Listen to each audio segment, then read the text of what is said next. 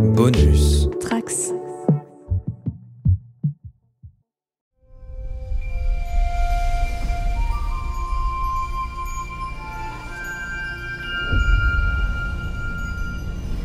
Bonjour à tous les trekkers et trekkies de toutes sortes, je suis le commandeur Guigui et je suis ravi de vous accueillir à bord de la station du Cadran Pop, le podcast sur Star Trek écoutable dans toute la galaxie et sur toutes vos applications de podcast via le flux du coin pop. Alors Q semble péter les plombs chez Picard, l'équipage du Discovery joue à la rencontre du troisième type dans son avant-dernier épisode, alors on va bien sûr décortiquer tout ça pendant environ 1 heure. Make it so. Do you recall what I said, Jean-Luc, when last we parted ways? The trial never ends. Q, I am way too old for your bullshit. Guys, we got big problems. Something moved us. Q went back in time and turned our world into a totalitarian nightmare. Do you understand what this means? Time has been broken. I will get us home together. The only way to heal our future is to go back and repair the past. There are ways of traveling in time. Working. Pour ça, bien sûr, je ne suis pas tout seul, j'ai un équipage d'élite encore une fois, avec notre capitaine Manu qui est de retour. Salut Manu, comment ça va ? Bonjour tout le monde, ça va bien, merci. J'ai vu que tu avais relancé Tales from the Sewer là, récemment, il y a un épisode qui est sorti, c'est cool. Ouais, il y en a un nouveau qui est sorti. Après, c'était le plus récent, je pense. Enfin, c'était celui que j'avais fait en dernier, je pense. Tales from the Sewer, on avait fait le tome d'avant, justement, parce qu'on a traité de la série IDW chez iComics. Mais ouais, j'ai eu un petit mois de pause, on va dire, pour cause de déménagement. Ça va reprendre. Voilà, t'es de retour et ça, je pense que ça va faire plaisir à tous nos auditeurs. Et on a bien sûr avec nous toujours notre Bajorane Marina. Salut Marina, comment ça va ? Salut Guigui, bonjour à toutes et à tous, tout va bien. Et enfin, on a un invité exceptionnel, mais c'est pas la première fois qu'il vient, c'est Mehdi Achouch. Salut Mehdi, comment ça va ? Très bien, salut à tous, merci de m'inviter. Pour ceux qui te connaîtraient pas, parce que c'est vrai que tu n'es intervenu qu'une fois, comment est-ce qu'on pourrait te présenter, toi, par rapport aux séries télé ? T'as quand même un rapport très particulier. On va dire que je suis un amateur et un fan de séries télé depuis très longtemps déjà. Je travaille également en ma recherche, je suis enseignant-chercheur à l'université et ma recherche porte sur le cinéma et les séries de science-fiction. Donc c'est ma passion et c'est mon travail, j'ai beaucoup de chance. Et on en reparlera tout à l'heure dans nos actus, mais il y a un truc qu'on fera tous ensemble avec Manu et d'autres très très bientôt. Mais ça, j'y reviendrai tout à l'heure. C'est toi qui vas écrire le bouquin sur Silent Running, c'est ça, et la SF des années 70. Ah mais oui, bien sûr, mais bien sûr, je me souviens de toi. Et d'ailleurs, ton bouquin sort quand ? Alors c'est une très bonne question, je te remercie de me l'avoir posée. Je te répondrai un peu plus tard quand moi-même je le saurai, mais disons qu'il avance. D'accord, mais bien sûr, je me souviens de toi. On avait parlé de Silent Running, bien sûr. Et dans tes tweets, j'ai vu des références au film, mais oui, bien sûr, je me souviens de toi. Tu vois, moi aussi, depuis l'an dernier, j'ai déménagé, j'ai eu un nouveau poste, nouvelle université, donc ça a été beaucoup mon actualité ces derniers mois. Et maintenant, tu es sur Paris, je crois. Absolument, je travaille à Paris 13, Université Sorbonne, Paris Nord, pour vous servir. Ouais, et on aura l'occasion d'ailleurs de se retrouver tous les deux au Festival Les Intergalactiques de Lyon le mois prochain. Absolument, j'en piaffe la patience. Pareil. Avant tout ça, quand même, avant même de parler de Discovery et de Picard, je vais revenir sur le petit événement qu'on est en train d'essayer d'organiser. Alors vous le savez, on a ce projet d'organiser un petit événement le samedi 10 septembre prochain pour projeter le film Star Trek First Contact dans une salle de cinéma à Paris, donc ça sera au Club de l'Étoile. On va financer ça via un financement participatif, un crowdfunding, ça sera un Kiss Kiss Bank Bank où on prévendra des places à 12 €. Alors ça sera bien sûr le moment de venir nous soutenir, on va faire ça au mois d'avril. Et actuellement, il faut savoir que les droits du film ont bien été récupérés par le Club de l'Étoile, donc normalement tout devrait bien pouvoir se faire. Justement, on est en train de travailler donc sur le crowdfunding, mais aussi sur le petit fanzine, le cadran pop de papier qui devrait être remis à chacun des spectateurs, en plus de la séance de cinéma et d'assister à l'enregistrement du podcast d'analyse qui suivra. Bref, on a quand même beaucoup de choses en route là-dessus, on continuera à vous détailler tout ça chaque semaine, mais vous pouvez déjà retrouver toutes ces informations sur notre site internet podcast.lecadranpop.fr. Alors, qu'est-ce que vous avez pensé des épisodes des semaines passées ? On va commencer par toi, Mehdi. Écoute, moi j'ai beaucoup aimé le dernier épisode de Discovery. Celui de la semaine dernière ? Oui, le dernier, le 12. Moi, en fait, je parlais de ceux d'avant encore. Écoute, moi, c'est un peu en dents de scie pour moi, Star Trek Discovery saison 4. Je trouve qu'il y a à prendre et à jeter, mais je trouve que plus ça avance et plus ça devient intéressant. Tu vois. Plus on se rapproche du mystère et du fin mot de l'histoire, et plus les choses se densifient, et plus je suis interpellé et intéressé.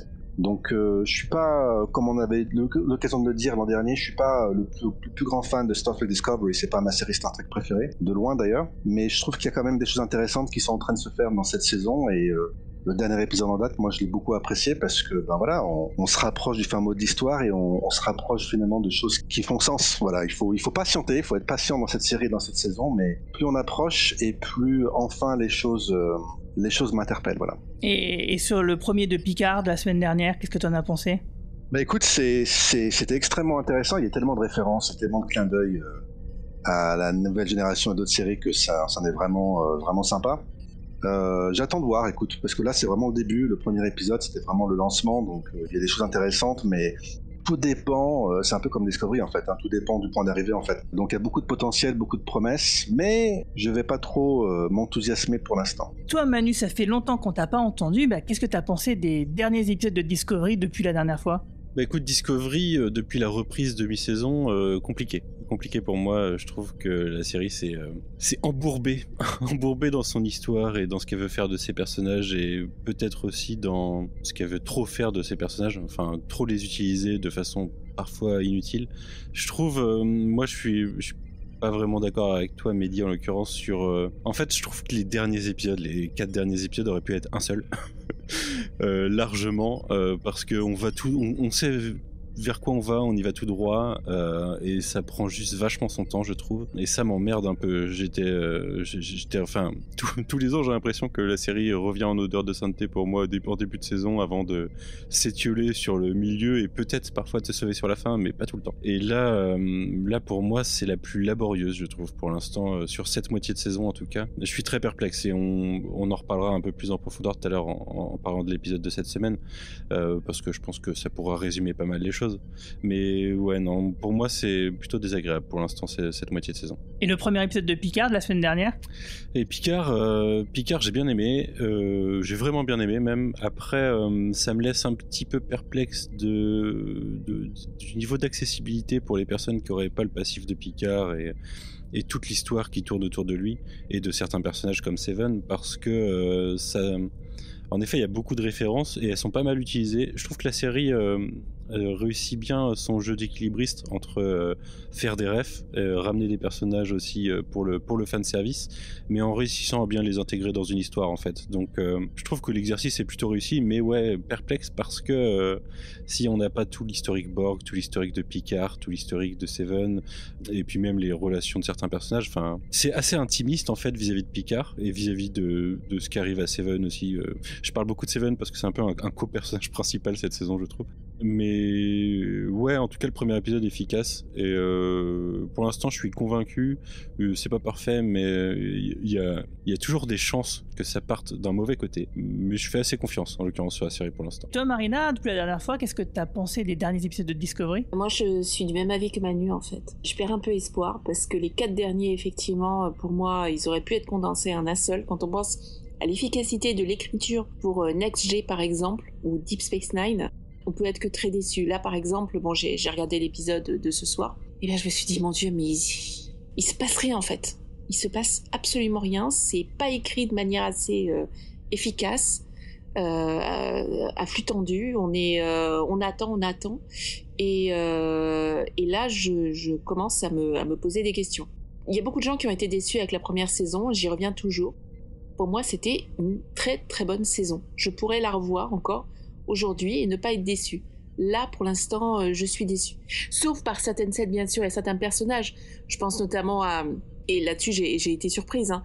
Mais Jet Reno, par exemple, elle a 2 bonnes scènes, mais elle est excellente. Et franchement, on se demande pourquoi. C'est pas un des personnages principaux, mais en faire un personnage principal, c'est peut-être se casser la figure, mais... Non, c'est pas ça, c'est qu'en fait, elle est très précautionneuse par rapport au Covid.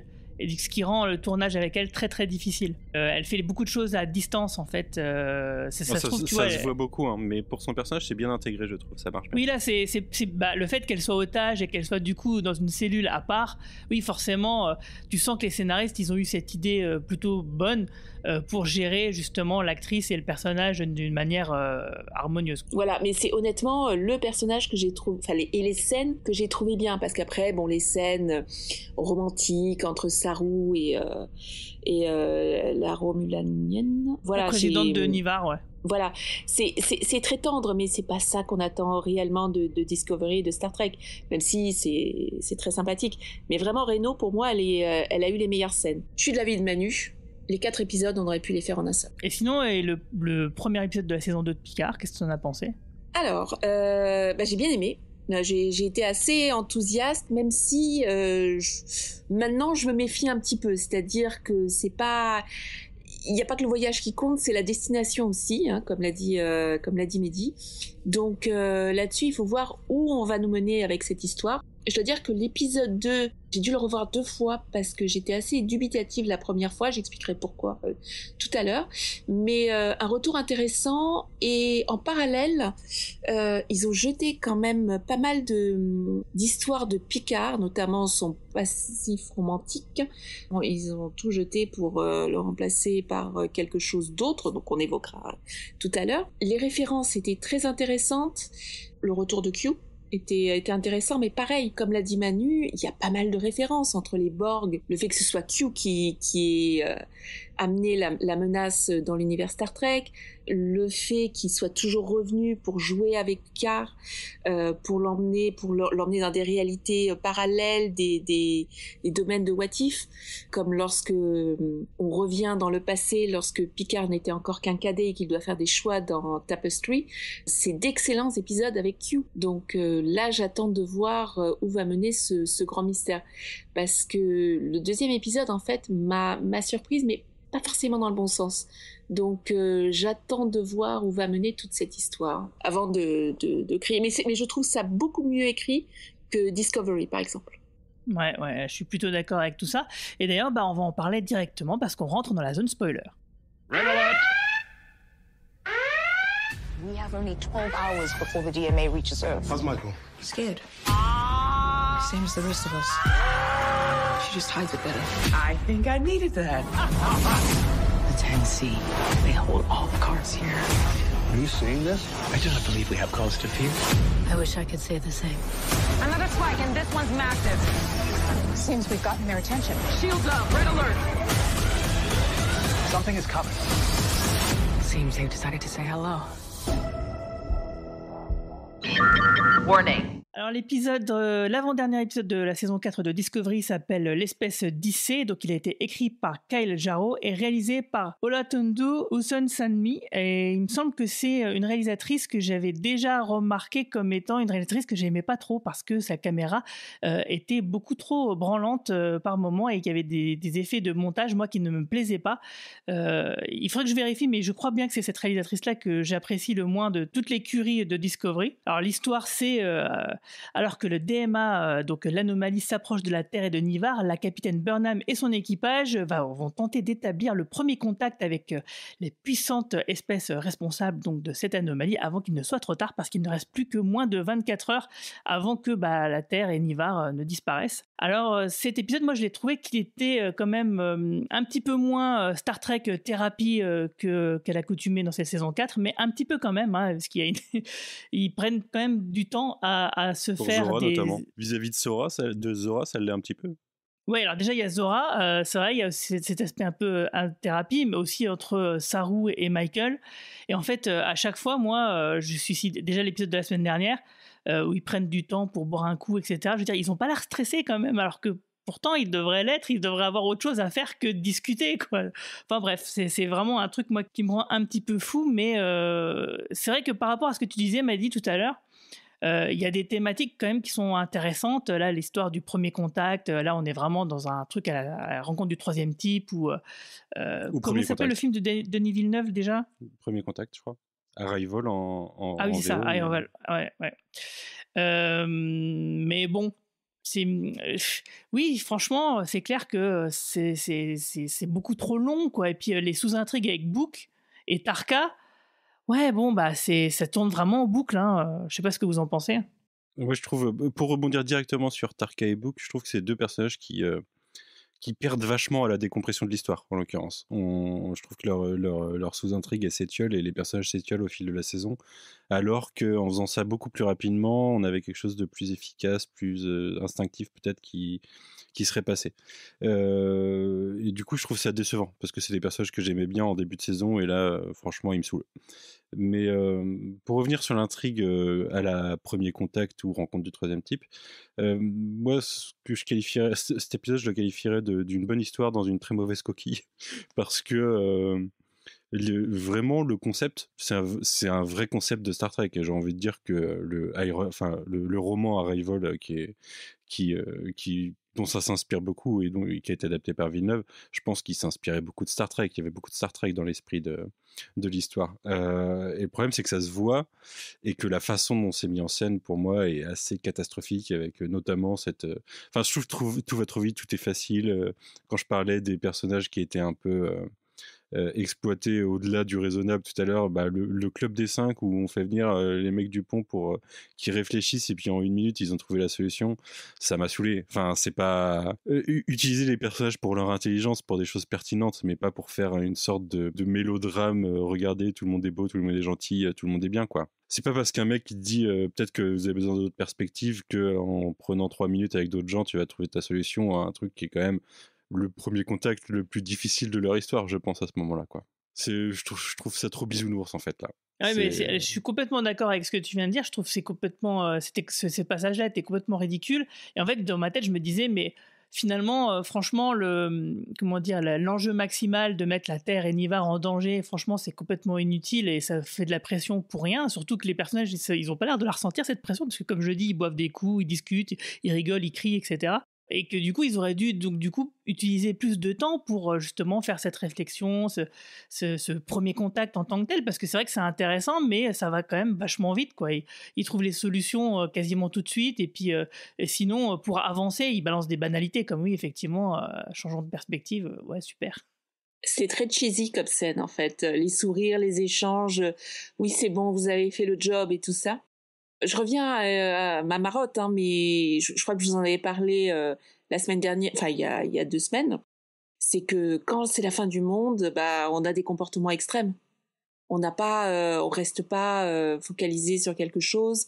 Il y a ceux qui se suicident parce qu'ils supportent pas la pression.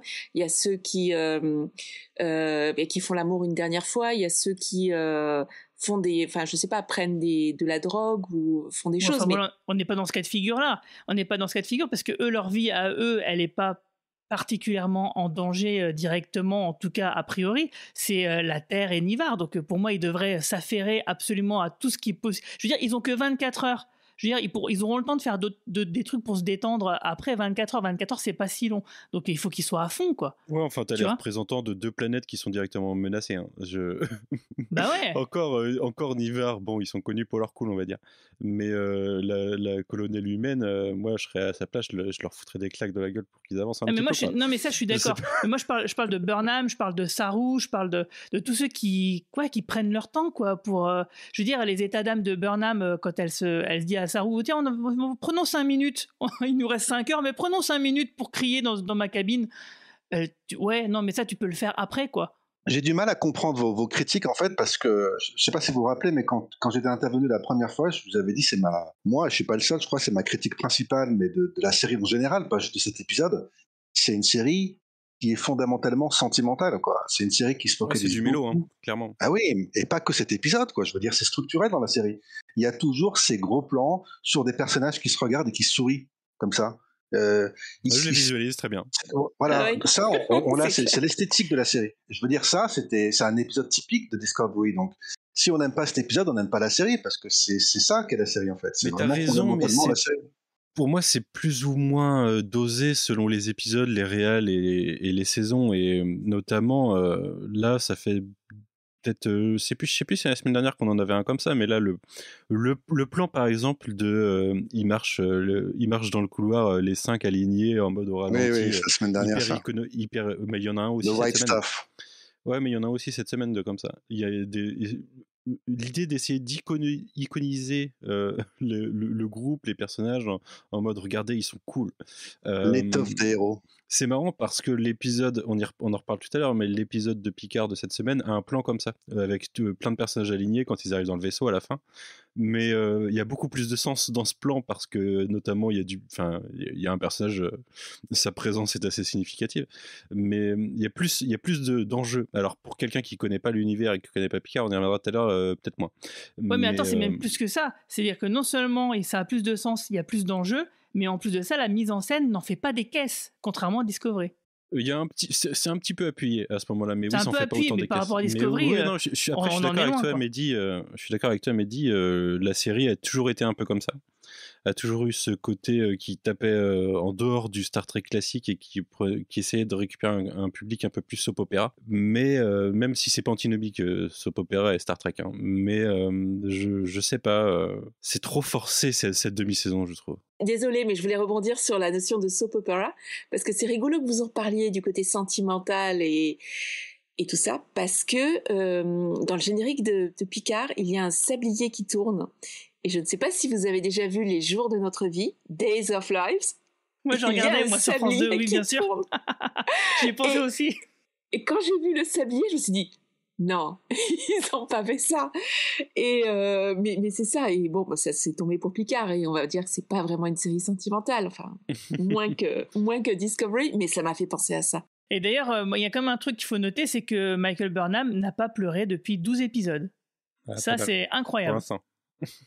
Elle est pas loin. Bientôt, je pense. Non, mais là, elle avait les yeux humides tellement elle était contente de son équipe elle les a téléportés pour les. Non, mais c'est vrai qu'il faut noter ça, c'est que dans les saisons 2 et 3, elle pleurait quasiment à tous les épisodes. Et quand je dis ça, c'est même pas une image, hein, c'était vrai. Et maintenant, elle sourit, elle rigole tout le temps. Là, ils se retiennent, je pense. Cet épisode-là, ils se retiennent parce que malgré tout, il y a de l'action et de l'aventure et des rebondissements, même si ça mène à pas grand-chose. Ils se retiennent, mais ça va venir. Dès qu'ils pourront souffler un petit peu, tous, ils vont tomber dans les bras les uns des autres et elle va pleurer. C'est évident parce que c'est ça que veut la scène. Dès que Book va mourir pour sa rédemption, elle va pleurer. Mais est-ce qu'il aura un t-shirt à ce moment-là ? C'est ça qu'on se demande vraiment.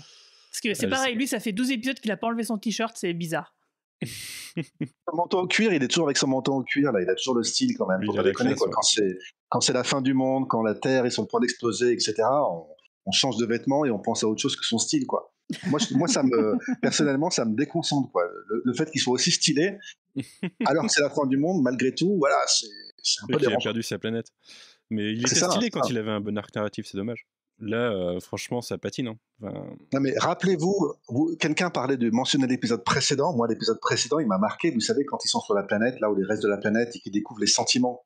Je veux dire, là, on est totalement dans Discovery, quoi. On se concentre sur les sentiments, la peur, la haine. J'avais l'impression que c'était vice-versa qui rencontrait Star Trek, quoi. Pixar qui rencontre Star Trek. Et là, maintenant, ils utilisent ça en plus, forcément. Du coup, on va communiquer avec l'entité extraterrestre via les sentiments. C'est comme dans la saison 3, je crois. C'est ça, la saison 3, quand on découvre que la galaxie a été détruite par un enfant qui était traumatisé. Ça, c'est complètement Discovery, quoi. À la fin, quand le mystère est enfin résolu, c'est une question de sentiments, de bons sentiments, et on va découvrir, je vous le donne dans le mille, que c'est à nouveau, dans la saison 4, une histoire de traumatisme, une race extraterrestre ou un alien, peut-être que c'est un seul alien qui a été traumatisé par la disparition de sa civilisation et maintenant il est un peu perdu et il faut que Michael le prenne dans ses bras pour qu'il soit soulagé et que tout le monde soit sauvé. On y va, c'est ta prévision pour la semaine prochaine, donc. À peu près, ouais, semaine prochaine, dans quelques épisodes, je pense que ce sera le dénouement. Mais la semaine prochaine, c'est le dernier. Sur Tarka après, mais... Ah bah voilà. Je crois qu'il va réussir à attendrir Tarka, le mec qui a eu que 2 amis dans la vie. Dont un qui connaît depuis 3 semaines.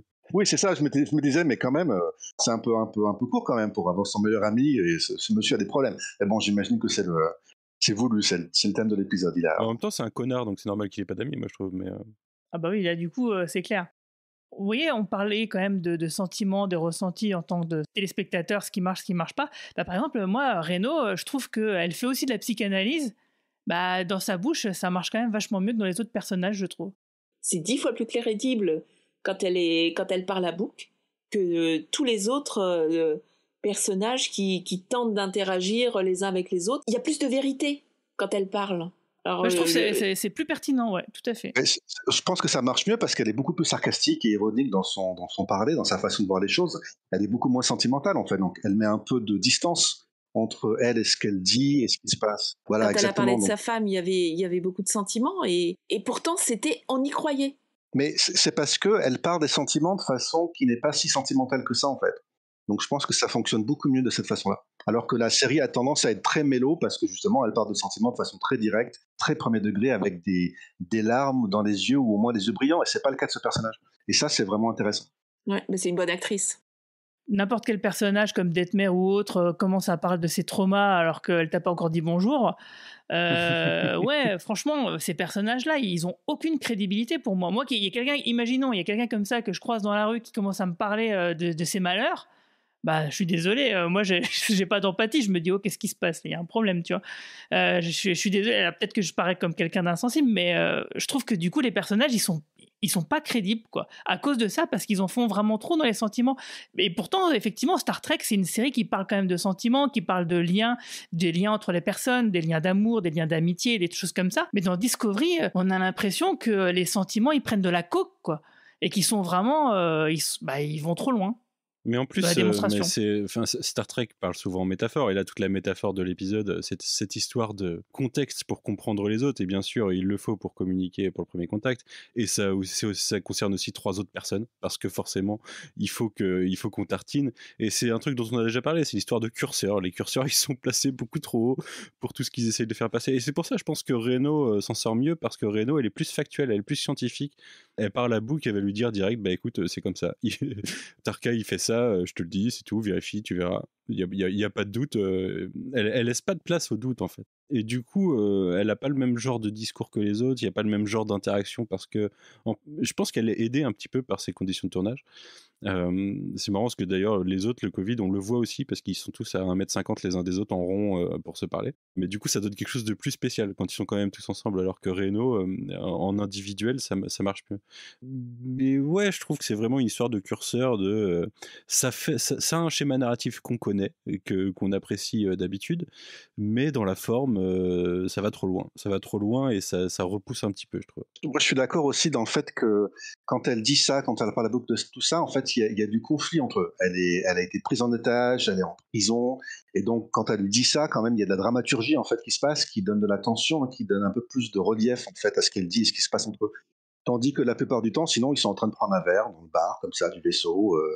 Ils sont en train de parler comme ça dans la salle, je sais pas, la salle de pont de commandement, ce genre de choses. Enfin, il n'y a pas la même tension, il n'y a pas le même enjeu en général quand ils sont en train de discuter de leurs sentiments. Et là, pour le coup, c'est le cas. Et donc, à mon avis, c'est mieux écrit, c'est mieux pensé. Alors peut-être qu'effectivement, c'est grâce au Covid quelque part, grâce à ces exigences que malgré les scénaristes, finalement, ils ont une bonne situation. Mais en tout cas, je pense vraiment que là, il y a une situation dramatique qui aide à ce que ça passe beaucoup mieux, que ce soit beaucoup plus intéressant et prenant, en tout cas, pour moi.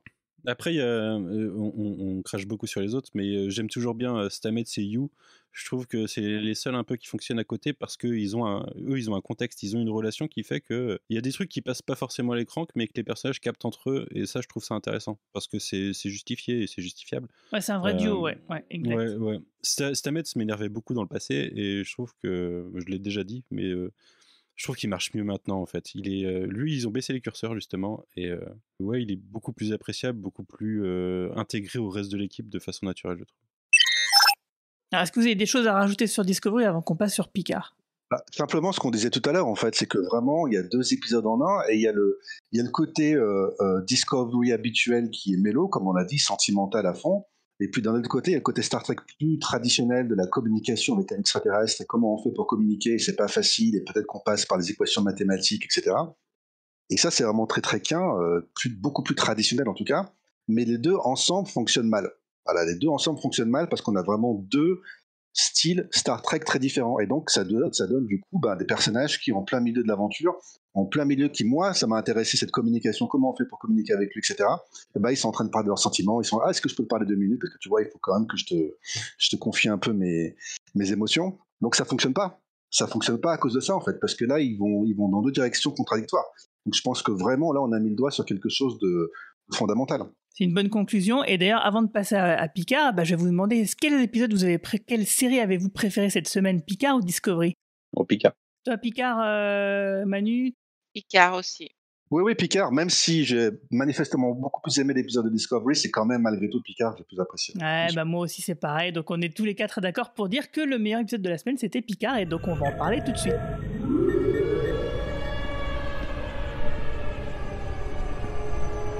What is this?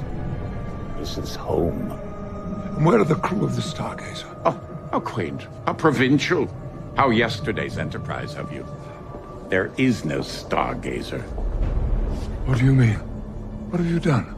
Show them a world of their own making and they ask you what you've done. So human of you. Have you had enough of playing games with other people's lives? I am no longer your pawn. Well, you undersell yourself, Jean-Luc. You are more than just a piece. Or you're the very board upon which this game is played. And I am too old for your bullshit. Old, yes. How unfair time is. So many wrinkles. So many disappointments. What do you want, Q? Working. Alors, l'épisode 2 de cette saison 2, qui s'appelle donc Pénitence en français, a été écrit par Michael Chabon, Akiva Goldsman, Terry Matala et Christopher Monfette. Je crois que ça se dit comme ça. Donc ils étaient au moins 4 sur le coup, dont 3 tauliers. Et il était réalisé par Douglas Arnukowski. Alors là, du coup, dans cet épisode, on voit Picard qui se retrouve donc transporté dans une autre chronologie en l'an 2400, où Q, donc son ennemi de longue date, dont on a beaucoup parlé, et on espère que vous avez écouté notre liste d'épisodes à regarder pour avoir justement du contexte pour cette saison 2, ce Q a orchestré un dernier procès où Picard, il va du coup chercher ses gars et ses meufs sûrs pour essayer de trouver la cause de cet univers dystopique dans lequel il se trouve. Alors moi je sais pas vous, mais moi j'étais vraiment j'ai adoré l'épisode comme la semaine dernière. J'ai trouvé que la scène d'entrée avec Q était vraiment très intense pour plein de raisons. Déjà la première, c'est qu'on sent quand même que l'enjeu doit être vraiment important pour Q, parce que le personnage ne se comporte pas exactement comme d'habitude. Là il a l'air de perdre son sang-froid, et à un même moment Picard lui demande s'il va bien. Et même si j'ai trouvé que l'épisode, et c'est un trope assez classique, il est zéro originalité, le fait d'avoir les héros qui sont dans un univers alternatif, une timeline qui a changé, zéro originalité, mais pourtant moi je trouve que encore une fois les interactions, le fait que chaque personnage a une place dans le groupe, un rôle à tenir et des interactions les uns avec les autres, j'ai trouvé que ça marchait du feu de Dieu. Les acteurs sont bons, les dialogues sont bons, et même si l'histoire elle est pas du tout originale, surtout qu'elle est déjà vue dans Star Trek pas mal de fois même, j'ai trouvé que ça marchait à fond, quoi. Moi, alors en fait, j'ai vu l'épisode 2 fois, comme je l'ai dit, et en fait, j'étais assez partagée parce que d'abord, effectivement, l'épisode est très bon, c'est pas ça le problème, c'est qu'en fait, j'avais une impression de déjà vu plusieurs fois, et je me demandais si je regardais une série pour adultes, du type Battlestar Galactica avec un univers dystopique, ou alors une série pour enfants. Je trouvais que ça n'allait pas assez loin dans le côté dystopique. J'étais contente que ce ne soit pas l'univers miroir avec les personnages et leur côté négatif poussé à l'extrême où ils essaient tous de s'entretuer. Mais en même temps, je n'arrêtais pas de penser à Game of Thrones. Entre le moment où les personnages qui sont habillés comme des pseudo-nazis, comme dans le dernier épisode de Game of Thrones, la symbolique qui a complètement changé, et bien sûr il y a cette scène d'exécution où en fait je vous rappelle que dans l'épisode 9 de la première saison de Game of Thrones, on n'hésite pas une seconde, on n'est pas là en train de se demander si on appuie sur le bouton pour exécuter et tout ça. C'est ça qui rend une série adulte. Ouais, enfin là c'est pas la même chose. C'était pas du tout la même chose quand même. Game of Thrones a été un game changer, je suis désolée. Et si on veut mettre la barre haut, si on veut avoir un certain niveau, Il faut surprendre le spectateur et pas retomber dans ses travers. Mais le souci, c'est que le personnage qui devait être exécuté, ils en ont besoin pour le reste de l'intrigue, donc ils n'allaient pas le tuer. Et ben Ned Stark, on en a besoin, je suis désolée, parce que non, on ne sait pas ce qui s'est passé dans le passé. Donc, non, mais d'accord, mais sauf que l'histoire, le scénariste, il avait bien clairement prévu justement pour dérouter les lecteurs et puis les téléspectateurs après, que le personnage principal soit tué au début. Enfin, ça faisait partie de son plan. Là, la Reine Borg, on en a besoin. Attends. C'est-à-dire que toi, quand tu as lu Game of Thrones en 95, tu savais que Ned Stark, qui avait le plus de chapitres dans le bouquin, allait se faire décapiter. Mais Marina, mais bien sûr que non. Mais sauf que quand tu regardes l'intégralité de la série dans son ensemble, tu vois bien que tout a été fait pour ça, justement. Te faire penser, comme dans Psychose, tu suis un personnage, il meurt au début, et puis finalement tu pars sur autre chose. C'était fait pour te... on va juste revenir en arrière. Dans la littérature SF des années 70, 80, 90, tout était un copier-coller. Il n'y avait aucun élément de surprise, tu lisais tout le temps le même bouquin. Game of Thrones, ça a été un game changer, et je suis désolée, mais tous les lecteurs sont tombés des nues quand on tue le personnage principal. Oui, mais ça change rien que pour la saison 2 de Picard, ils ont besoin de la Reine Borg. La différence, à mon avis, si je puis me permettre, c'est que dans Game of Thrones, il meurt dans l'épisode 10 de la saison 1, donc on a eu le temps de s'attacher à lui, et on croit dur comme fer que c'est le personnage principal, ou l'un des personnages principaux de la série, et là, c'est la grosse surprise quand il est tué. Or là, on est dans le premier épisode de la saison 2, c'est une Reine Borg, c'est pas la Reine Borg, etc., donc il n'y a pas un effet de surprise. Si elle devait mourir, il n'y aurait pas du tout l'impact qu'avait la mort de Ned Stark. On se serait juste dit, oh là là, super, le caméo pourri, quoi. Et oui, mais pourquoi pas? C'est déjà arrivé dans quelques séries où on se ramène un personnage et on le tue. Mais non. Mais bien sûr que si, ça aurait été super nul, enfin. Tu fais revenir la Reine Borg pour la tuer, putain, mais non.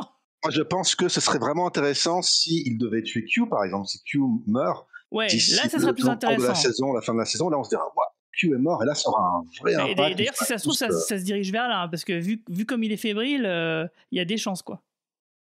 Moi, je vois bien un virus type, un truc qui l'a infecté et qui le. Mais bon, on y reviendra. Mais c'est juste que on te montre pas une scène d'exécution type, le type d'exécution que tu avais, le scène que tu avais sous la Révolution française où la foule. Toi, tu veux du sang, en fait, toi. Moi, je veux du sang. Non, je veux pas du sang. Ça fonctionnera pas avec la Reine Borg, Ada. Je crois pas qu'elle ait du sang. Ouais, non, en plus. Non, mais c'est pas ça. C'est qu'en fait, je veux des situations réalistes. Parce que il égorge un gars quand même, hein, il n'aura même deux. Hein. Maintenant, non, mais attendez. Maintenant, j'ai un problème avec George R. R. Martin parce qu'il écrira jamais la fin des bouquins et c'est ça que je veux.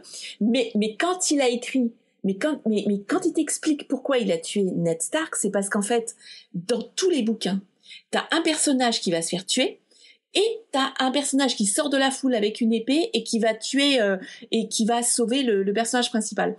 Il explique et Arya veut faire ça quand elle assiste à la mort de son père. Elle veut fendre la foule, prendre son épée, mais bon, dans le bouquin, elle a 9 ans, donc c'est impossible.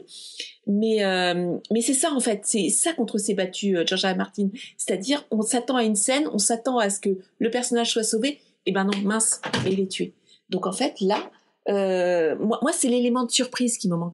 Je suis complètement d'accord avec toi. Moi, si je peux me permettre, je suis complètement d'accord avec toi, mais c'est pas tant, enfin, t'as raison, c'est l'effet de surprise, mais c'est ce qu'il y a de vraiment formidable dans les premiers livres de Game of Thrones de la première saison, c'est qu'il n'y a pas de Deus Ex Machina, il n'y a pas de il va mourir, mais on le sauve à la dernière minute parce que c'est le personnage principal, donc les personnages meurent, mais parce qu'ils meurent parce qu'en fait ils l'ont cherché, parce qu'en fait ils ont été cons, en fait, c'est ça qu'on comprend. Ned Stark meurt, il est censé, dans une autre série, il aurait survécu parce que c'est un bon personnage, il est généreux, il est altruiste, et tout ce qu'on veut, etc. Mais sauf qu'il est bête, il n'est pas retors comme les autres, il n'est pas machiavélique comme les autres, et donc il se fait tuer. Donc il y a une vraie leçon, en fait, à apprendre de ça. Pareil dans la saison 3 avec le reste de la famille Stark, une bonne partie ils se font tuer parce qu'ils ont été bêtes. Là, il n'y a pas ça dans le premier épisode de Picard. Si elle se fait tuer, c'est pas parce qu'elle a été bête, c'est pas parce qu'elle a été naïve, tu vois, il n'y a pas une leçon quelque part à retirer de cette mort. Il y aurait une vague surprise, et encore, parce que bon voilà, c'est pas un personnage dans lequel le public est investi, mais il n'y aurait pas du tout le même cheminement, quoi. Mais je suis d'accord avec toi que il y a plein d'autres séries que j'ai regardées depuis Game of Thrones, notamment The Expanse, où les personnages principaux, à chaque fois, ils passent à 2 doigts de la mort, et des fois, je me dis, quand même, dans Game of Thrones, ils seraient morts, et ça aurait été bien, et qu'est-ce que ça aurait été mieux, et après, j'imagine la suite, quoi. Une fois qu'un tel ou un tel est mort, qu'est-ce qui se passe? Malheureusement, non, à chaque fois, ils survivent, parce que, les séries n'ont pas appris la leçon, malheureusement. Mais si je peux me permettre, le truc, c'est que Ça dépend de ce que tu veux raconter en fait. Et là, clairement, ce que l'épisode nous raconte, c'est comment ils vont s'en sortir. On sait très bien qu'ils vont s'en sortir. La question, c'est comment, qu'est-ce qui va se passer éventuellement. Si on voulait ton plot twist, Marina, ça serait possible. Le pire, c'est que c'est Picard qui est censé tirer. Donc Picard qui tue la Reine Borg par vengeance parce qu'il a un passif, c'est pas déconnant. Sauf que deux choses, Picard, il est trop intègre. Il est trop intègre, il faut sauver la timeline. Il sait que c'est un moyen d'y parvenir. Donc il fera pas tout foirer pour ça. Je pense que ça c'est le plus gros handicap du plot twist pour ce côté-là, Marina. Et j'ai perdu la deuxième chose que je voulais dire. Mais c'est ce que tu dis, c'est à deux niveaux, Manu, parce que tu as effectivement le fait qu'ils ont besoin de la Reine Borg pour voyager dans le temps, visiblement, et aussi parce que peut-être que les événements provoqués par Q ont un rapport avec la Reine Borg, donc elle est doublement importante. C'est pas un personnage, c'est l'enjeu en fait. C'est ce que je veux dire, c'est qu'en plus, je reviens à ça dépend de ce que tu vas raconter. Si tu la Reine Borg, la saison elle raconte plus du tout la même chose, et ça devient plus une course contre la montre pour rattraper le temps, ça devient autre chose quoi. Et ils ont pas choisi de raconter ça. Et en plus, pour finir, il y a tout simplement l'idée que faire collaborer Picard, Seven et une Reine Borg, c'est cool pour le public, tu vois. C'est vraiment intelligent parce que moi, ça me rappelle vraiment, pour en revenir à Discovery, ce que disait Marina tout à l'heure, moi, le début de la saison 1 m'avait vraiment interpellé. Il se passait vraiment quelque chose dans Star Trek différent, pas juste visuellement ou narrativement parce que c'était feuilletonnant, mais parce qu'on avait affaire à un personnage, Michael, qui était moralement compromis, si ce n'est corrompu, presque à la limite, quoi, qui faisait des choix moraux vraiment discutables. Et ça, c'était intéressant pour Star Trek, et malheureusement, Discovery est revenu sur les rails, quoi, et devenu une série d'aventures beaucoup plus classique. Et Picard suit la même voie, c'est sympa, c'est fun, il se passe plein de choses, mais les héros restent des héros, et Picard jamais aurait tué la Reine Borg. Or, c'est vrai que s'il l'avait fait, là, on serait vraiment dans autre chose. On serait dans le genre de Star Trek que j'avais envie de voir. Le genre de Star Trek post-Game of Thrones ou post-Battlestar Galactica qui aurait été vraiment intéressant. Et j'avoue que c'était un peu ça mon désir au tout début. Donc, merci de me rappeler cette souffrance qui a été la mienne quand Discovery a choisi une autre voie. T'as qu'à revoir Star Trek Deep Space Nine et puis voilà. Ouais, c'est vrai. Donc Deep Space Nine, au final, c'est la série, ironiquement, c'est années 90, donc c'est avant la nouvelle ère des séries télé, comme on dit, mais effectivement, il y avait Babylon 5 et Deep Space Nine, c'est finalement la grande époque des séries de science-fiction de ce point de vue-là, ouais. Tout à fait. Excuse-moi, quand on pense aux choix moraux que devait faire Benjamin Sisko dans Into the Pale Moonlight, par exemple, et même tous les personnages qui, à partir de la saison 4, alors déjà qu'avant, tous les personnages étaient dans une zone de gris, il n'y avait pas vraiment de gentils, de méchants. On apprend que Kira Nerys a tué des gens dans l'épisode Necessary Evil de la saison 2. Enfin, ils étaient tous négatifs, ils avaient tous un passif. Ils faisaient tous des choix moraux extrêmement... même Cassidy Yates, la femme de Sisko dans les dernières saisons, ils avaient tous une zone sombre. Parce que c'est la série pendant la guerre aussi. Sur le long terme, ça racontait autre chose, quoi. Ouais, mais c'était adulte. C'était adulte. Ouais. C'est-à-dire ils avaient tous ils étaient tous confrontés à des choix moraux. Ils partaient tous en combat en citant des poètes et des... Enfin voilà, il y avait quelque chose qui rendait la série adulte. T'avais moins de Starfleet, tu vois. C'est ça le problème, c'est le côté dystopique de Starfleet, en fait, d'un point de vue narratif. C'est un peu ce qui fait que Voyager, c'est pas Battlestar Galactica, quoi. C'est que c'est compliqué dans l'univers de Star Trek de faire ça. Oui, mais en même temps, des fois, ils font des intrigues où Starfleet, il y a des amiraux qui sont corrompus, ils veulent introduire un virus, ils veulent tuer, etc. Ça, c'est une chose. Ça, ils peuvent le faire, et puis après, les méchants sont arrêtés, tués, et puis tout rentre dans l'ordre. Mais quand si Picard, lui, finit par faire... C'est pas qu'il est méchant, mais il doit faire des choix, comme Michael dans le premier épisode. Il fait un choix qui s'avère être le mauvais choix, ou il fait un choix qui est peut-être le bon choix, mais qui l'a forcément corrompu, il sera jamais le même. Ça, c'est intéressant de montrer que de toute façon, quoi qu'il arrive, on n'a pas le choix. Des fois, quand on est un amiral, un militaire, etc., il faut faire des choix qui sont jamais les bons. Et ça aurait été vraiment... Et c'est pour ça que le film Star Trek First Contact, qu'on vous invite à regarder le 10 septembre avec nous, c'est un des meilleurs parce que Picard, il a un peu de ça, justement, dans ce film-là. Oui, mais il finit par voir la lumière à la fin. Il finit par se calmer. Oui, mais c'est pas de lui-même, il y a quelqu'un qui l'a aidé pour ça. Et juste pour revenir à Burnham et à Discovery, il faut pas oublier que dans les 2 premiers épisodes, Burnham, c'est pas du tout le même personnage. Il faut pas oublier qu'elle est jugée responsable de la destruction du vaisseau, du déclenchement de la guerre avec les Klingons pratiquement, et elle sort de prison. ça n'a rien à voir avec le personnage larmoyant, pleurnichard et tout ça. Dans les premiers épisodes, il y a personne qui l'apprécie, tout le monde la rejette parce que c'est pas l'officier idéal. Et elle a complètement changé. Moi, j'aimais bien ce personnage. Pour une fois, c'était différent. Je suis complètement d'accord, moi, dans mon panthéon des séries qui n'ont jamais vu le jour, des séries qui me font rêver, j'y pense des fois le matin quand je me réveille. Il y a Mulholland Drive, la série de David Lynch. Alors, c'est un film, c'était censé être une série et j'aurais adoré voir cette série. Bon, il y a Twin Peaks saison 3 qui s'en rapproche un peu, mais malgré tout, voilà, on connaîtra jamais cette série. Et puis il y a aussi Star Trek Discovery, si Brian Fuller avait été le showrunner, était resté le showrunner. Et là, j'avoue que des fois, je fantasme en pensant à cette série-là. Tu vois, un autre timeline de Star Trek. Ça aurait été vraiment sympa. J'y pense très souvent. Franchement, j'y pense souvent. Mais revenons à Picard quand même. Donc ouais, moi, ce que j'aimerais qu'on revienne, c'est quand même sur Q, hein, parce que je sais pas si vous l'avez vu. Enfin, vous l'avez senti comme moi, il est quand même. J'ai adoré la scène entre Picard et Q où effectivement Q il commence à lui dérouler, lui présenter cette timeline dans laquelle Picard se trouve, et puis là un truc incroyable, il y a Q qui fout une baigne quand même à Picard, quoi, parce que Picard il ose lui dire d'aller se faire foutre un petit peu quelque part. Et on sent que Q il est pas bien là, il y a un truc qui cloche, c'est pas comme d'habitude, quoi. Il faut attendre en fait. Cet épisode il est intéressant, mais on sait pas pourquoi Q est comme ça. Et donc, on ne peut que attendre, être dans l'expectative de comprendre, d'avoir des explications. Mais pour l'instant, c'est intéressant, c'est prometteur. Mais comme me disaient mes camarades, on peut souvent être déçu dans Star Trek, quoi, quand on a finalement des explications. Ouais, c'est vrai. Mais là, pour le coup, je trouve, pour le Q, je trouve que ça marche bien parce que c'est justement un peu son mode d'opération dans le final de la nouvelle génération. Et c'était pareil, il apparaît, hop, il donne 2-3 indices, un peu la ligne directrice, et puis il se casse, et puis il revient de temps en temps pour donner un indice ou pas. Et là, on est un peu là-dedans, sauf que ça va être étiré sur 9 épisodes. Et du coup, je trouve que ça marche bien. C'est aussi comme le fait qu'on est dans un univers alternatif, tous les personnages principaux, ils sont à des postes clés qui permettent de les regrouper facilement. C'est pas un univers alternatif, c'est le même univers, une timeline. Ouais, mais une timeline alternative, pardon. Et moi je trouve ça c'est très bien, au contraire, parce qu'effectivement c'est pas du tout original pour un sou, mais au moins ça permet d'avancer, parce que moi j'aurais pas aimé passer 2 épisodes, aller voir prendre conscience de là où ils en sont, et puis de se retrouver finalement, quoi. Tout se fait en un épisode, je trouve ça très bien. Et comme tu le disais, Manu, tout à l'heure, moi ça m'a fait vachement plaisir de voir que Seven c'est quand même carrément la co-star de la série, en fait, parce que il y a quand même beaucoup de choses qui tournent autour d'elle, quoi. Elle a beaucoup de présence à l'écran, et ça c'est vraiment super. Je voulais revenir sur Seven aussi, mais je voudrais continuer sur Q parce que pour moi on n'en a pas fini, clairement. Parce que je suis pas totalement d'accord avec toi, Mehdi, on n'est pas totalement dans l'expectative, il y a des trucs très intéressants dans les dialogues, en fait. Exact, ouais. Et dans les dialogues, Q dit globalement que la situation, là il est un peu en train de sauver les meubles d'une situation qui était compliquée et inextricable. On la connaît pas, cette situation, mais on connaît le point de vue de Q qui est ok, la situation elle est merdique pour toi, Picard, le procès il est pas... Enfin si, le procès est fini d'ailleurs, et c'est sa punition, mais il laisse sous-entendre quand même qu'il y a quelque chose qui dépend pas de lui, qui a merdé, et lui il essaye de sauver le truc.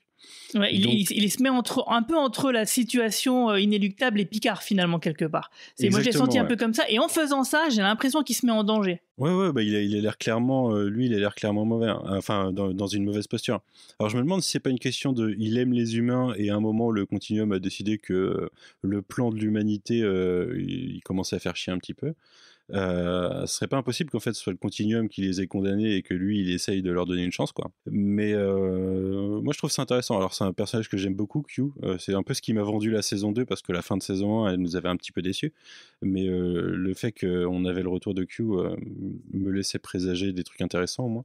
Ouais, moi ça m'a vachement chauffé, ce début d'épisode en tout cas, déjà parce que j'aime beaucoup leur interaction, je trouve que les personnages marchent bien, et en plus on a un feeling un peu différent d'avant. En fait, Picard est trop vieux pour ses conneries, clairement, hein, c'est ce qu'il dit globalement, c'est j'ai pas le temps de jouer à tes jeux, quoi. Mais il y a cette relation de vieux amis, vieille relation en tout cas, même si c'est pas forcément des amis volontaires, c'est une relation, je pense qu'ils s'apprécient. Enfin, Q dit clairement qu'il l'apprécie, mais Picard, je pense qu'il a un truc aussi, c'est un peu son camarade de jeu, quoi. Je sais pas, j'ai vraiment beaucoup aimé cette scène Q Picard, moi, en ce qui me concerne. concerne. Et en plus de ça, oui, bon, après, il y a pour le fan service, il y a beaucoup de noms qui sont cités, comme le général Martok, comme Gul Dukat et aussi le général Sisko, évidemment. Donc, ça nous renvoie bien sûr à Star Trek Deep Space Nine. Donc, si vous ne connaissez pas tous les noms qui sont cités là, ce sont des personnages importants de cette série-là. Et c'est vraiment, ouais, franchement, moi, j'ai trouvé ça trop, trop cool. Et Marina, tu voulais dire un truc ? Alors, en fait, je dois dire que j'ai repensé au fils de Q. Et je sais pas pourquoi, j'arrête pas d'y penser. Alors j'ai aucun indice. Le fils de Q, donc c'est une intrigue qui était dans Star Trek Voyager où justement Q essayait d'enfanter. Il demandait justement à Janeway, Capitaine Janeway, si elle voulait pas être la mère. Et finalement, bon, ça n'a pas été le cas. Mais du coup, on voit le dernier épisode où on voit Q apparaître dans Star Trek, c'est dans Star Trek Voyager et on voit le fils de Q. Donc. Je sais pas, il y a quelque chose là-dessus.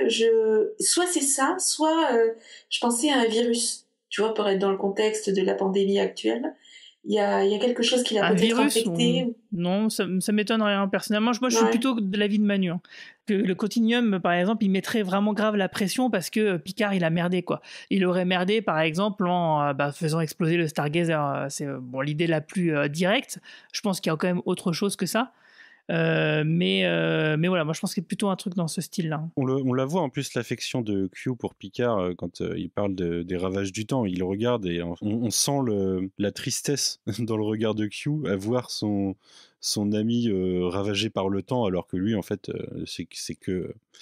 en l'occurrence, l'acteur a vieilli, mais c'est que un déguisement pour lui de cette vieillie. Lui, il est éternel, il est en dehors du temps. Et du coup, ouais, je sens vraiment cette espèce de nostalgie, crainte pour Picard et peut-être pour le reste de l'humanité dans tout ça. Après, il y a l'idée que c'est toujours un peu un procès quand même. Et je sais pas comment l'interpréter, le fait que ce soit la punition et pas le jugement. Est-ce qu'ils sont censés pouvoir réussir à faire quelque chose ? Est-ce que c'est la dernière chance ? Je sais pas. Mais j'ai l'impression qu'il y a plus de tendresse de Q envers Picard que Picard envers Q. Ah bah oui, clairement. C'est depuis toujours même. Clairement, il y a une espèce de tendresse, mais effectivement, de la volonté de le protéger l'humanité, mais c'est pas réciproque. Mais d'ailleurs, il le dit, Q, dans le dernier épisode de La Nouvelle Génération. Il dit que le Continuum, eux, ils se disaient c'est bon, l'humanité, il y a rien à en tirer, et c'est Q qui disait moi, j'étais sûr que non, en fait, et c'est moi qui ai poussé pour qu'il y ait le procès. Justement, moi, ce que j'espère, on verra bien où ça mène. Clairement, je suis d'accord qu'il y a quelque chose d'important, d'existentiel peut-être pour Q. Il a l'air menacé dans son existence, sa vie, etc. On verra bien où ça mène. Mais moi, ce que j'espère par rapport à la saison 1, qui effectivement était sympa, mais un peu décevante, notamment sur la fin, j'espère qu'il y aura un peu plus de poids, j'espère qu'il y aura un peu plus de relief dans cette saison 2, que Q peut amener quelque chose, alors une réflexion peut-être pas, un commentaire peut-être pas, mais un peu plus d'impact pas existentiel, émotionnel, je sais pas, mais voilà, qui puisse nous faire un peu réfléchir, quoi. Q. Je me dis, il peut se passer quelque chose grâce à Q sur qui est Picard, d'où il vient, où il va, etc. J'aimerais bien qu'il y ait ça, parce que la saison 1, par exemple, l'intrigue, je m'en rappelle, mais très vaguement, en fait, parce qu'elle était finalement très superficielle et c'était un prétexte à l'aventure, quoi, comme Discovery. Et donc, j'espère que la présence de Q dans la saison 2, c'est pas juste du fanservice, parce que là, clairement, l'épisode, c'était du fanservice quand même. Il y avait tellement de références à un moment, quoi, arrêtez les gars, calmez-vous un petit peu. Et j'espère qu'il y aura un peu plus, et j'espère que Q, parce qu'il a vraiment ce potentiel-là, Q, il est vraiment intéressant, parce que, au-delà des grands mots, le procès de l'humanité, etc., n'empêche que j'y crois encore, et je me dis, il peut quand même amener quelque chose d'intéressant. Et moi, je pense que oui. Ramener Picard dans un vrai corps. Par exemple, ouais. Oui, c'est Romain Brami qui voudrait absolument que ça se fasse comme ça. Mais bon, Q l'a évoqué, ce corps synthétique, et donc il a l'air de s'en foutre en fait. Donc il dit que c'est dans la timeline alternée, c'est à cause de Gul Dukat que Picard aurait ce corps synthétique. Donc bon, c'est pas un sujet. Sinon, il l'aurait déjà abordé d'une autre manière. Mais moi, je pense que de toute façon, bien sûr, Mehdi, on aura tout ça, puisque l'acteur, il me semble qu'il est là pour au moins 3-4 épisodes, minimum. Donc et puis c'est lui qui lance l'intrigue, clairement. Donc je pense qu'il y aura du poids. Et moi, je suis quand même confiant. Je vous le dis, même si effectivement il n'y a peut-être pas d'originalité, mais je trouve que dans le déroulement du récit, ça fonctionne très bien parce que les personnages fonctionnent très bien, les situations sont c'est puis l'aventure, quoi. Il y a de l'action, et puis voilà, l'épisode il arrive à la conclusion. Je veux dire, le but de l'épisode, c'est quoi? C'est de prendre conscience qu'on est dans une timeline alternée. On réunit tous les personnages et puis on essaie. Voilà, la mission, c'est ça. Pouf, on y va. Le prochain épisode, ça sera on remonte dans le temps. Il y a des méchants qui vont nous en empêcher, mais on va y arriver quand même. Et puis on débarque dans le Los Angeles de 2024. Voilà, je trouve que chaque épisode, quand même, avance d'une manière significative et on n'aura pas cette espèce de lassitude de Discovery. Dans la Darkest Timeline, quoi. Ouais, d'accord. Mais justement, tu trouves pas que c'est un peu trop prévisible, justement? Là, t'es en train déjà, à l'avance, de mapper la saison. C'est inquiétant, ça. Parce que si vraiment ça se passe comme ça, c'est pas super, en fait. Oui, mais au-delà de ça, là, je me suis aussi beaucoup aidé par les bandes annonces, mais au-delà de ça, je ne sais pas ce qui va se passer, tu vois. Ouais, voilà. Au-delà de ça, t'as mappé la saison. Mais Mehdi a raison, t'as mappé la saison et c'est exactement ce que je me disais. Et c'est pour ça que je voulais que la Reine Borg soit exécutée. C'est parce que je me disais, c'est pas par goût du sang ou du métal, c'est tout simplement parce que je me disais, mais non, mais sinon on sait exactement comment le reste de la saison va se dérouler. Donc je voulais être surprise, je voulais me dire, ah mais je l'ai pas vu venir ça. Tu vois, c'est comme leur moi je pense dans la première saison, c'est me dire, mince, je l'ai pas vu venir ça. Je suis tout à fait d'accord avec toi, c'est ce que j'espère aussi, mais pour moi c'est que le début que j'ai mappé. Ouais, d'ailleurs, par exemple, je suis d'accord avec Guy, pour moi c'est en fait on sait ce qui va se passer jusqu'à l'épisode d'après où ils vont retourner dans le passé et après on sait pas. Parce que moi par exemple il y a quand même une petite surprise que j'ai eue, c'est-à-dire que moi je m'attendais à ce que ce soit Guinan qui explique à Picard que le temps avait changé et comment. Et or là c'est la Reine Borg en fait. Et effectivement qu'il fasse une team-up aussi assumée avec la Reine Borg. Bon, c'est pas une grosse surprise, mais c'est une petite surprise quand même, tu vois. Donc, je suis pas complètement à savoir précisément ce qui va arriver, mais... Tu vois, là aussi, il y a du fanservice quand même par rapport à Premier Contact. Le fait de voir la Reine Borg où il n'y a que son torse, il n'y a pas le reste de son corps, etc. Tu te dis, mais c'est clairement une référence à Premier Contact. On est vraiment encore dans la nostalgie, tu vois. Il y a quand même vraiment l'effet nostalgique qui joue à fond, du début à la fin. C'est pas exactement pareil, parce que normalement, t'as juste... Ouais, là, parce que là, t'as quand même tout le buste avec les bras et tout, alors que dans First Contact, t'avais juste la tête et puis le cou et puis le haut du corps, quoi, et sa colonne vertébrale. Donc c'est quand même un peu différent. Mais oui, je vois ce que t'as raison.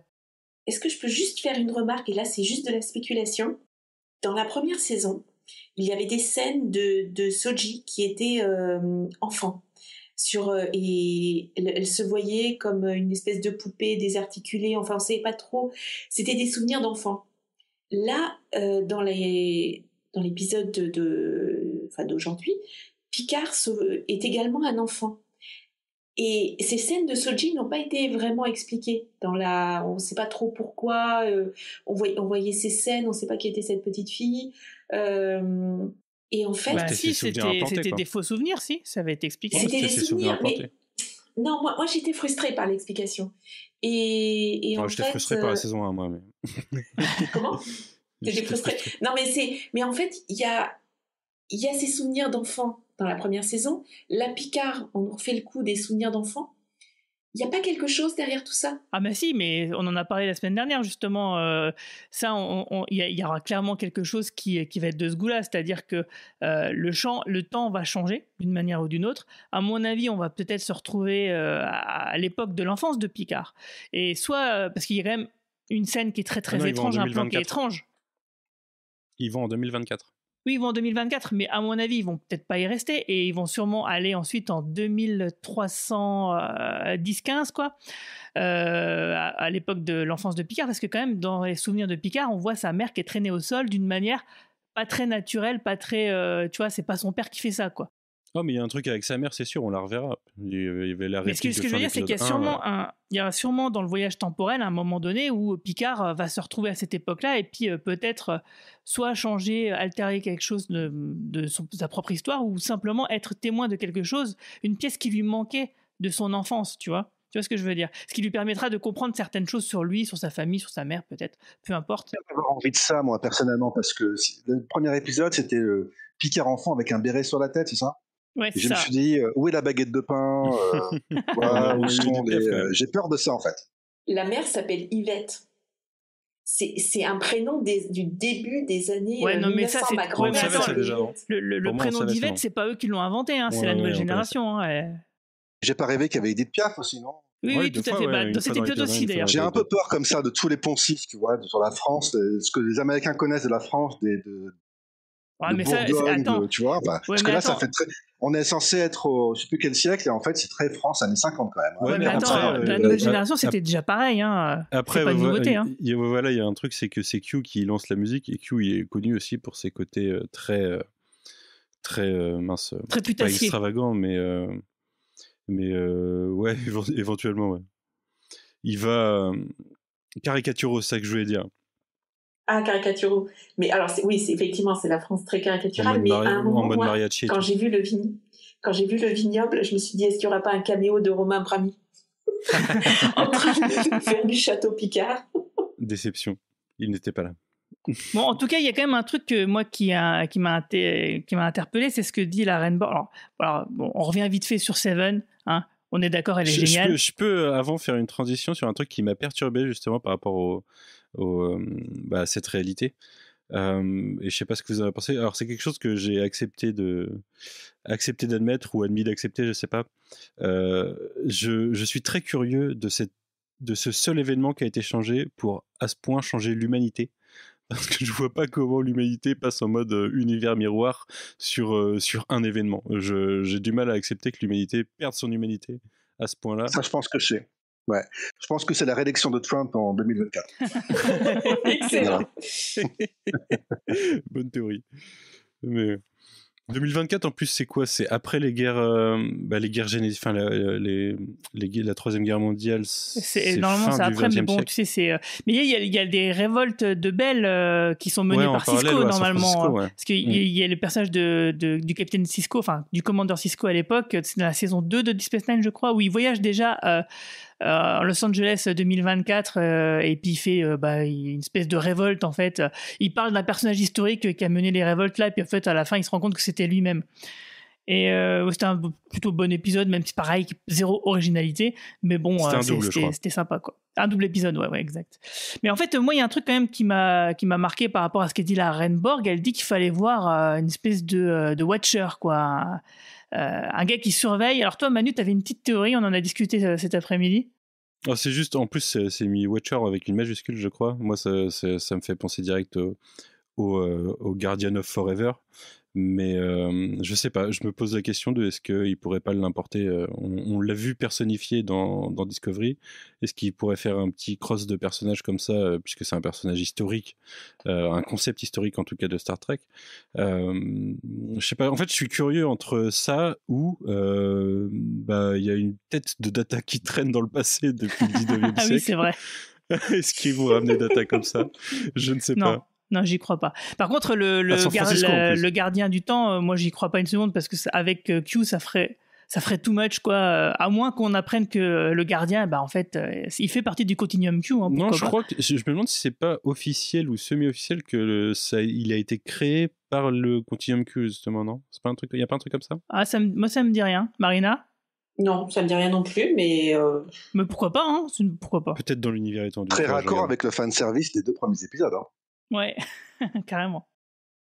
En tout cas, moi pour ce qui est du Watcher, hein, qu'il faut aller checker, donc quelqu'un qui regarde, qui observe. Moi, je reste sur mon idée de l'USS Relativity dont j'avais déjà parlé, qui est ce vaisseau spatio-temporel du 27e ou du 28e siècle qui avait déjà croisé le Voyager, et notamment Seven, où en fait c'était donc un vaisseau qui a pour but de faire en sorte que la ligne temporelle ne soit jamais alternée ni corrompue, et puis qu'elle poursuive son bonhomme de chemin, et qui avait déjà recruté comme agent spatio-temporel Seven, qui était morte d'ailleurs de multiples fois et recrutée de multiples fois à des points différents du temps. Et du coup, ça serait vachement intéressant parce que ça permettrait de mettre Seven encore plus au centre de l'intrigue et vraiment au même niveau que Picard, quoi. Parce que pour moi, ouais, Seven, c'est vraiment devenu la co-star de la série.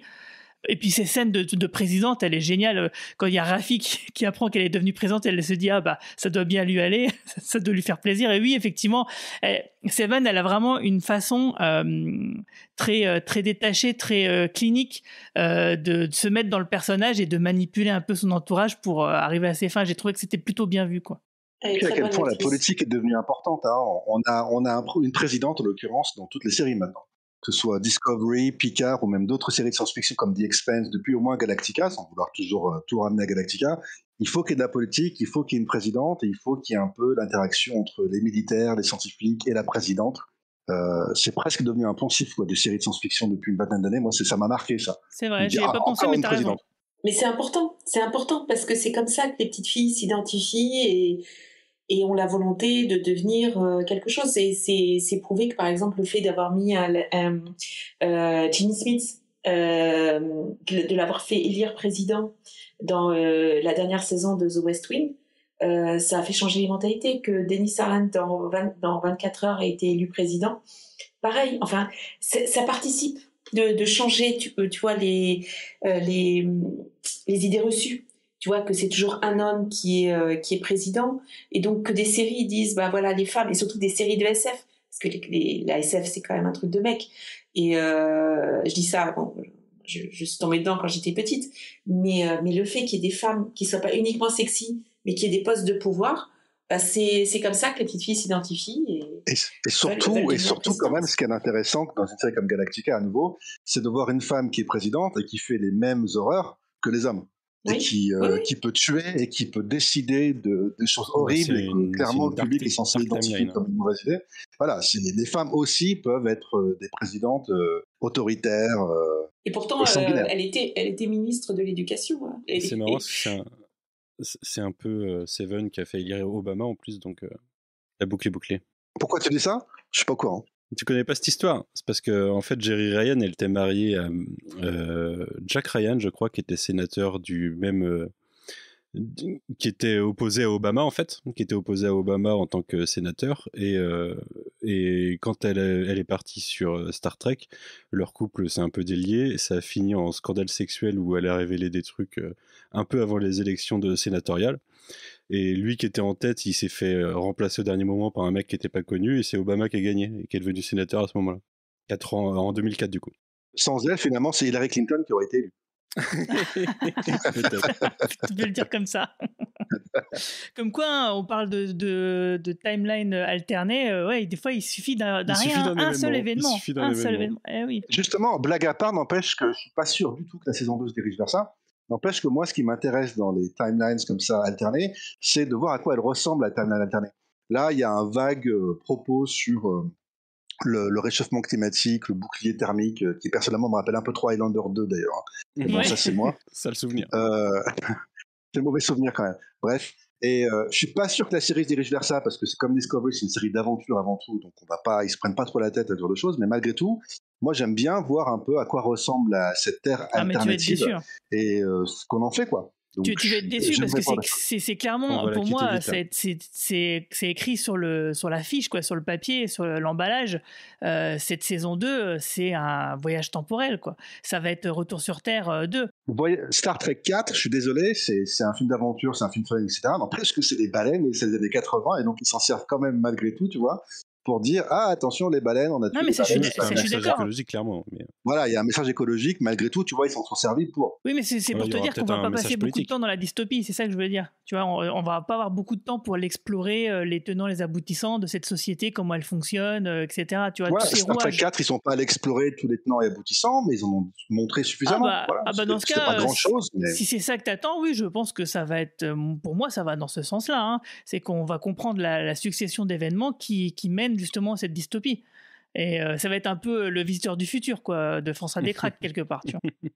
Dans les autres épisodes, tu vois, de Star Trek, c'était voilà, il y a l'univers miroir, c'est des fascistes, les nazis ont gagné la guerre, tout ça, voilà, point barre.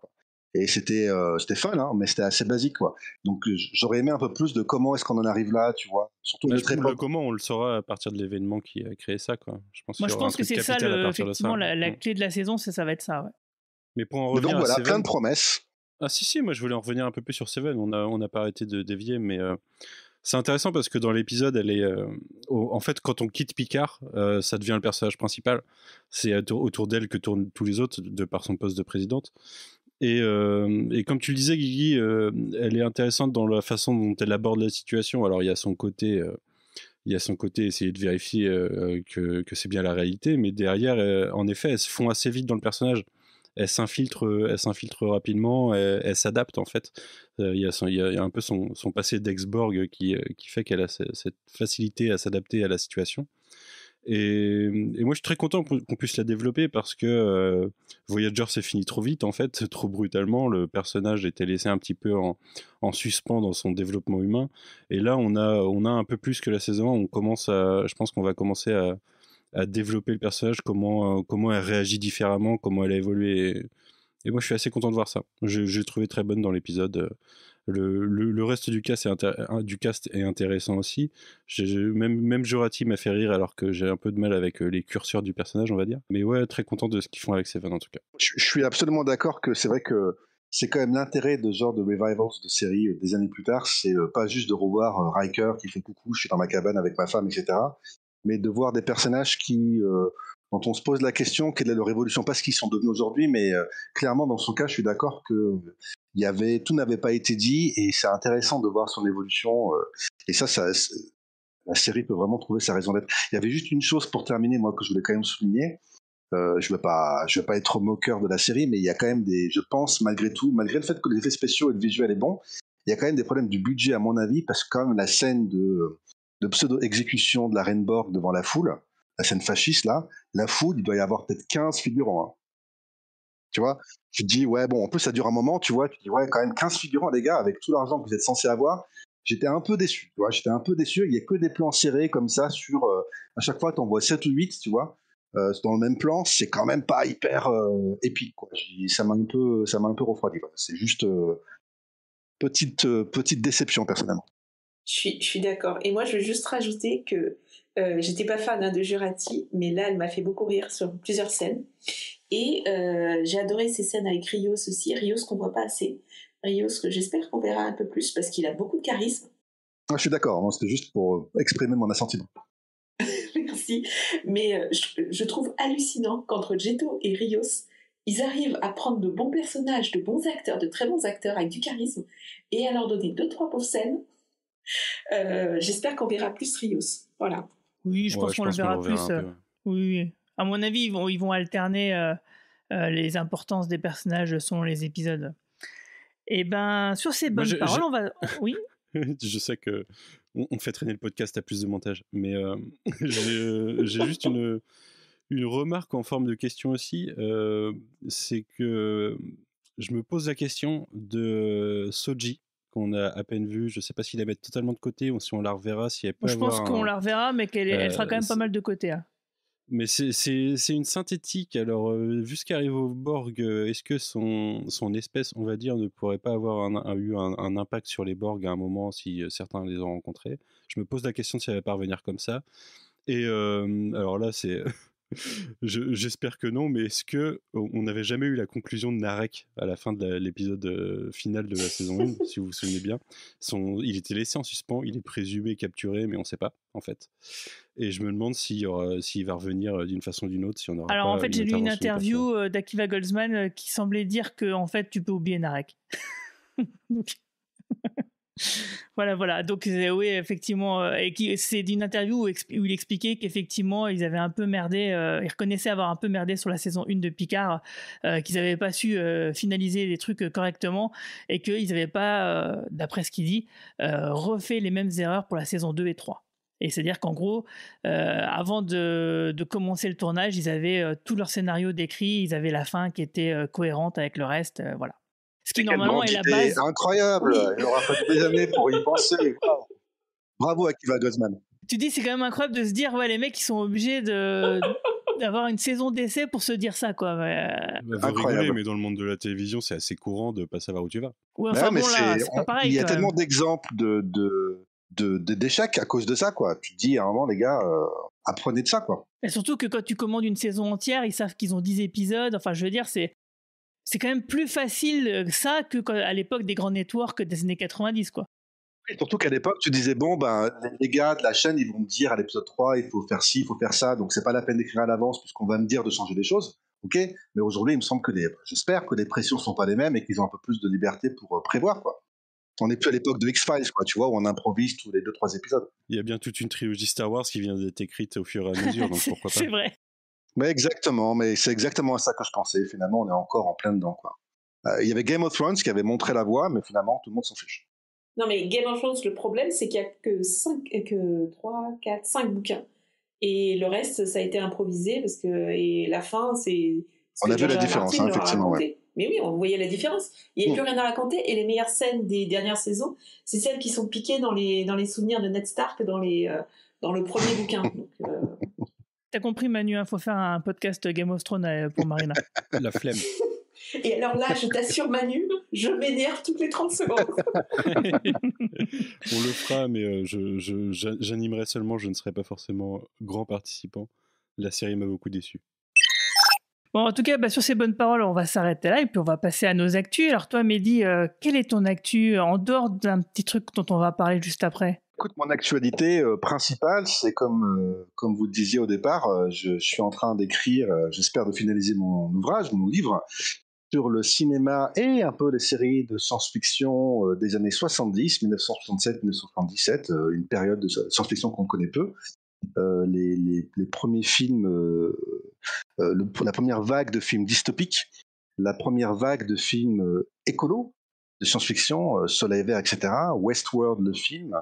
Il y a beaucoup de films états-uniens, mais aussi européens, voilà, français, même finlandais, suisse, un court-métrage suisse, voilà, qu'on ne connaît plus, qu'on a oublié, et en fait, qui sont extrêmement intéressants, et en fait, qui ont beaucoup inspiré, l'air de rien, les films contemporains. Donc voilà, j'essaye de finaliser tout ça très prochainement. Et donc, on se retrouvera pour les Intergalactiques à Lyon fin avril, parce qu'on va faire donc un podcast Cadran Pop sur Picard, en public normalement. Ce sera un petit comité dans une petite salle, mais pas que, parce qu'on va aussi lancer donc cette fameuse série de podcasts sur X-Files dont je parlais déjà il y a quelques temps avec Manu. Donc c'est pareil, on va faire tous les deux, Mehdi, donc un épisode sur le pilote, qui vont lancer un peu la lettre d'intention de cette série de podcasts sur X-Files. Mais après, on sera rejoint par Manu, par Jay et par quelqu'un d'autre que je vous présenterai bientôt. Et tout, ça fait plus de 20 ans, Guigui et moi, qu'on parle de X-Files, donc il est temps qu'on fasse partager les autres. Ouais, c'est vrai, on en a écrit des trucs. Et toi, Manu ? Moi, tu l'as dit en début de podcast, il y a un Tales from the Sword qui vient de sortir. On va reprendre dans pas longtemps les YMCU. Déjà, il y a Moon Knight en fin de mois et il y aura quelques trucs avant ça, normalement. Et quoi d'autre ? Si, à Shitlist, toujours. On a sorti un épisode sur Batman en début de semaine. Et on sera au Angers Geek Fest le mois prochain, tout début avril, si jamais il y a des gens qui y vont. Mais sinon, rien de programmé. J'espère qu'à un moment, on réussira à se synchroniser pour faire un site alpha aussi, reparler de Stargate un petit peu. L'autre porte des étoiles. Et voilà pour le moment. Et toi, Marina ? À part Game of Thrones ? Non, mais Game of Thrones, je le lis depuis 1999, d'accord ? Et je lis et je relis et je suis prête à brûler mes bouquins, là, non. Merci. J'ai fait partie des gens qui ont balancé leurs bouquins à travers la pièce en 2001, après la scène du Red Wedding, en me disant « Qu'est-ce qu'il a fait ?» Bref, je suis aussi une grande fan de cinéma des années 60-70. L'année dernière, figure-toi, Mehdi, j'ai regardé à nouveau Moon West. C'est comme ça qu'ils avaient traduit Westworld en France. Silent Running, bon ça je l'avais déjà vu plusieurs fois. L'Âge de cristal. Et je dois dire que j'ai hâte d'en discuter avec toi parce que la première partie est très très kitsch, mais la deuxième partie, quand ils sortent du sanctuaire, et le film prend une autre dimension. Et voilà. Donc, et j'essaie de trouver la suite de Westworld parce qu'ils ont, il y a un film. Oui, Future World. Voilà. Tout à fait, avec Peter Fonda en 1976. Il n'est pas terrible. Non, j'allais dire, il est plutôt nul même. Ah d'accord, vous l'avez vu. Je sais pas où le voir, mais je cherche. T'as regardé sur YouTube ? Non, je veux dire que j'ai pas regardé. Parce que des fois, on a des bonnes surprises sur YouTube. Ok, je vais regarder. Du coup, j'espère que personne de la régulation ne m'écoute pour me surveiller et me donner des amendes s'il me voit en train de regarder des œuvres non payées. Et sinon, je lis un bouquin de Raphaël Granier de Cassagnac qui s'appelle Resilient Thinking. Et je vous en parlerai la prochaine fois. Voilà. Et je finis Chronique des années noires qui raconte l'histoire c'est une espèce de pavé de Kim Stanley Robinson qui est connu pour avoir écrit Red Mars, Blue Mars et Green Mars. Et c'est un pavé qui raconte l'histoire d'un monde alternatif. Tiens, justement, parler de ce qui fait basculer le monde dans un univers parallèle. Et ben là, la Terre, l'Europe bascule dans un univers parallèle parce que la peste noire éradique toute l'humanité en Europe et donc l'évolution et l'histoire se déroulent en Asie et en Afrique.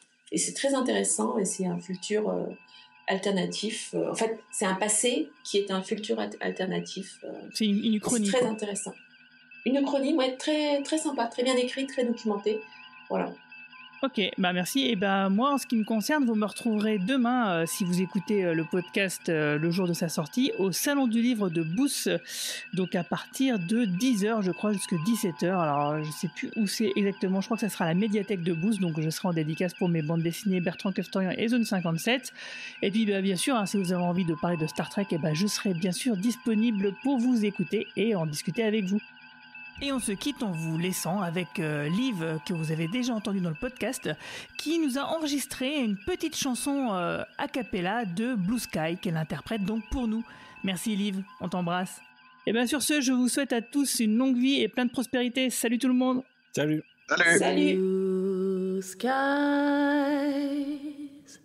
smiling at me. Nothing but blue skies do I see.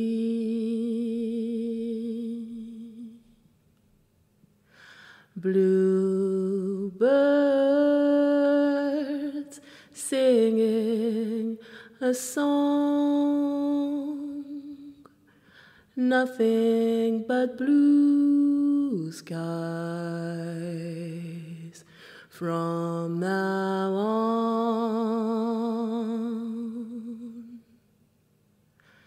Never saw the sun shining so bright, never seen things going so right, noticing the days hurrying by when you're in love.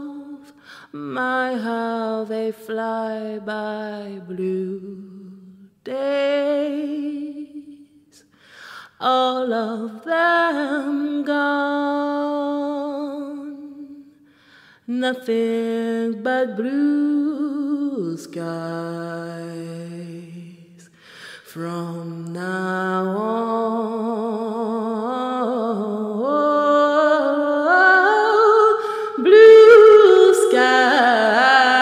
Skies smiling at me, nothing but blue skies do I see, nothing but blue skies.